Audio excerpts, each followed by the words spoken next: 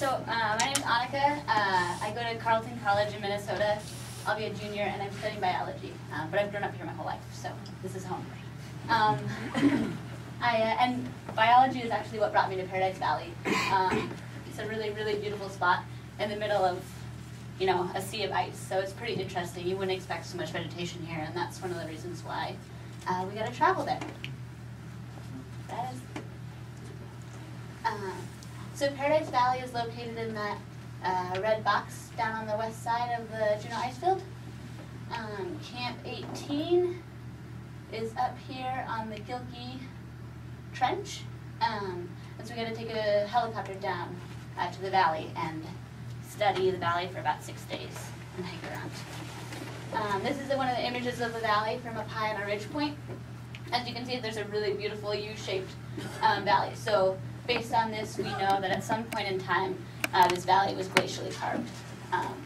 And part of our investigation of this valley while we were there was to discover a little bit more of the glacial story, because it is pretty strange to find such a vegetated valley in the middle of an ice field. And as you can see, this valley is pretty small. This is camp right there, but the valley is only about 1.5 miles long and 1 mile from west to east.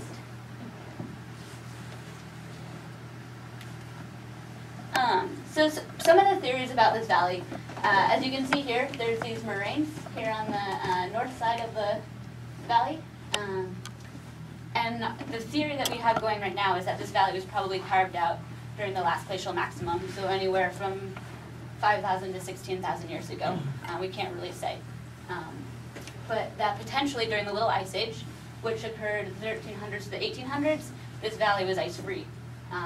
And so it was possibly like a refuge for life during this time. And so by studying this valley, we can kind of get potentially a window back into this time period, which is pretty neat. Oh yeah, and I forgot to mention these moraines here. So this is one of the reasons why we think it wasn't glaciated. You can see these push moraines coming forward and retreating back. So the idea is that during the Little Ice Age, this is as far as the ice got. And to do this, we got to do a lot of science.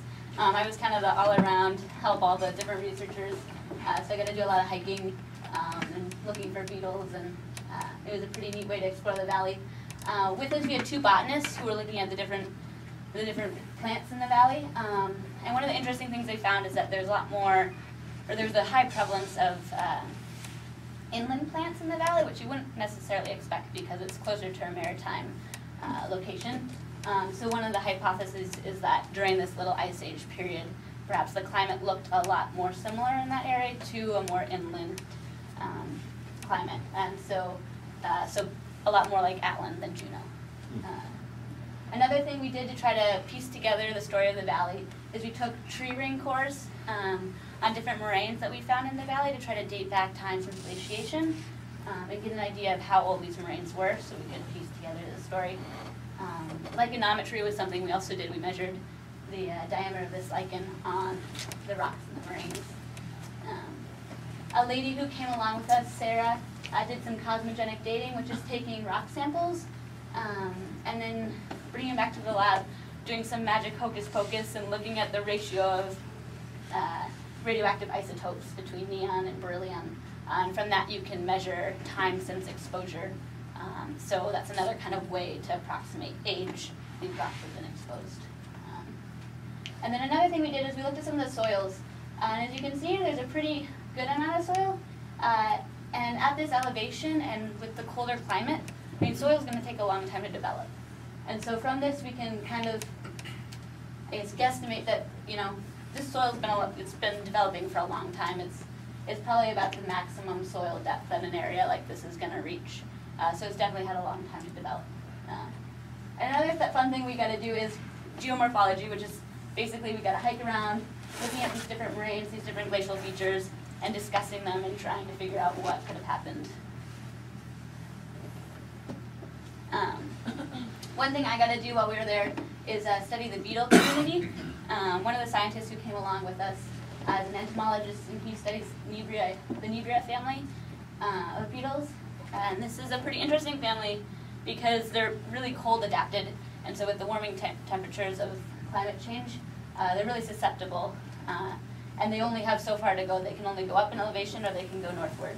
And at some point you just can't go any higher. So with warming temperatures, if it warms too quickly, these beetles won't have time to adapt. And so by looking at, these beetles are one of the species that's very susceptible to extinction during these warming periods that we're having. And so in Paradise Valley, we got to hike around the valley. We made some pitfall traps for the beetles, crawl into, fall in the hole, and then you collect them a couple days later. But this is one of the things that I'll be looking into a little bit more in my research later as to why we're seeing what beetles we see in the valley, and also, so we didn't see that many beetles in the valley, which is interesting because it is like a climate that they typically would inhabit. And so I'm going to try to relate that back to the story of the valley and see what's going on to discover a little bit more about the greater ecology of the area. And so I want to give thanks to Jeff. He went along to Paradise Valley along with these other researchers. It was a really, really beautiful area. I got to ride a helicopter down. There was tons of mountain goats and marmots. And it was neat because it's a place that not very many people have ever been before. So, any questions?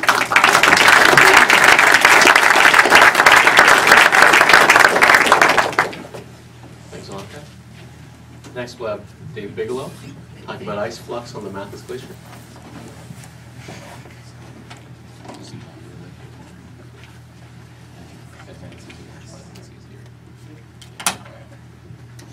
Hey guys, I'm Dave Bigelow. I'm from Winnipeg, Manitoba, Canada. I go to UBC in Vancouver, and I'm a third-year geological engineer. And my project was on the ice flux on the Mathis Glacier. Since I'm interested in the way the glaciers move, I'm interested in glacial dynamics. I think it's cool how they flow around and that kind of stuff. So since that was my interest, I decided to do my research on the ice flux through this valley here. This is the Mathis Glacier.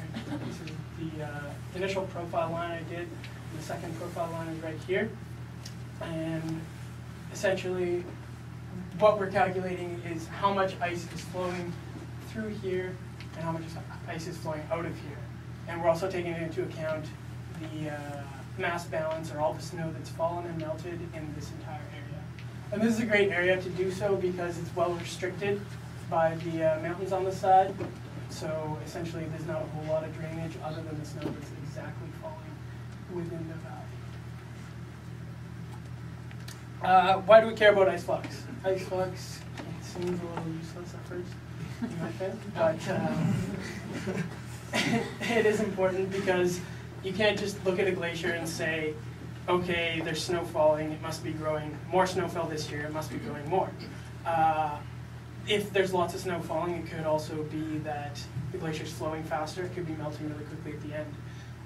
So to measure the amount of ice in a specific area, what you need to do is you need to take into account the mass balance, which is the snow that falls, as well as the fact that the ice might be flowing more quickly than you might think.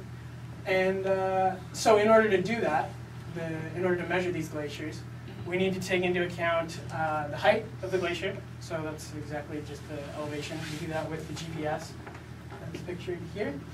And we also need to take into account the mass balance. So that's these guys digging the pit, our very deep pits this year, portable shenanigans.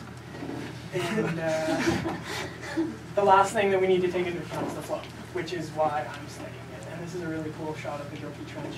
You can see the ice flowing this way, and it just looks super awesome. Okay, so how do we find it? You need two things to find the ice flux. You need the velocity of the ice at the surface, and you also need the cross-sectional area of the valley. So in order to calculate the velocity, or find it, what you do is you stand out there and you have a whole bunch of sticks, and you stick them in the ice across the valley on those two profile lines I showed you earlier. And essentially it looks like that. They're all in a perfectly straight line. And then you come back a week later, and they've all moved X amount of distance. And here they are. in a perfectly parabolic shape right there. Nice.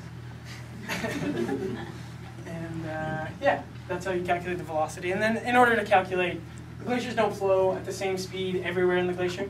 So if you get deeper, it flows at different speeds, and it flows at different speeds, as you can see across that too. So we also need to calculate the cross-sectional area.